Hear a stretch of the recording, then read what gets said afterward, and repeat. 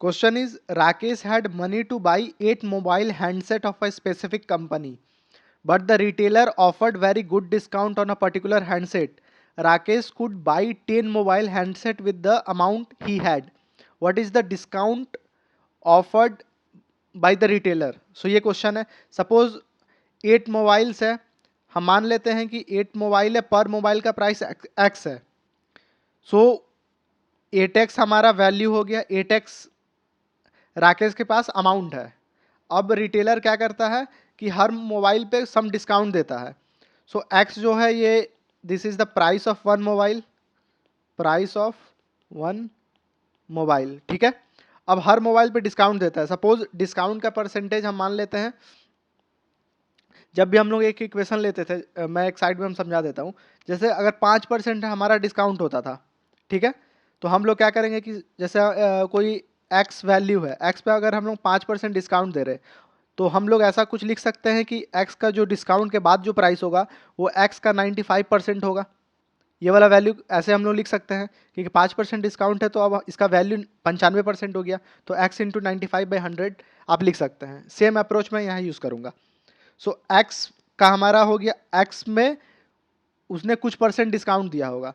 Suppose वो discount देने के बाद, सपोज डिस्काउंट अगर देने के बाद टोटल p% पड़ा होगा 1%, एक मोबाइल का वैल्यू.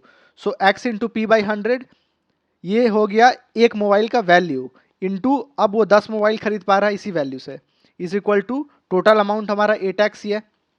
पी आप जान लीजिए, पी डिस्काउंटेड अमाउंट नहीं है, पी 100 माइनस डिस्काउंटेड अमाउंट है. जैसे ये वाला पार्ट मैंने समझाया था कि अगर 5% डिस्काउंट है तो 95 क्या है, 100 - 5, ये वाला part.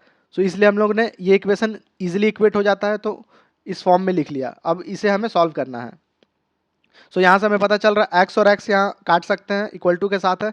So P is equal to हमारा 8 इंटू 100 डिवाइडेड बाई 10. सो ये 0 0 कट गया, मतलब पी का वैल्यू आ गया 80%. ये परसेंट में ही लिए थे, पी का वैल्यू 80 आ गया. तो हमने बताया था जो डिस्काउंटेड है वो क्या हो जाएगा, 100 माइनस 80, दैट इज 20%. सो 20% हमारा ऑप्शन हो गया. एक बार और मैं समझाते तो इसमें मैंने क्या किया है, ये जो एक्स जो मैंने लिया है, ये एक्स मोबाइल का प्राइस था. ये जो वैल्यू है x into p/100, discounted percentage के बाद, जैसे सपोज 10% का डिस्काउंट मिला है, तो अब उस मोबाइल का वैल्यू उसके पुराने जितना वैल्यू है उसके 90% बच जाएगा. तो वही मैंने लिखा है x into P, that means 90 जो भी है p/100, मतलब ये पी वैल्यू अब मोबाइल का उतना नेटवर्थ हो जाएगा. तो इस हिसाब से पी वैल्यू जो भी आएगा उसको 100 से माइनस कर देंगे तो वो डिस्काउंटेड हो जाएगा. सो इसलिए हमारा p80 आया, तो हम लोगों ने 100 से माइनस कर दिया, ये आंसर हो गया 20.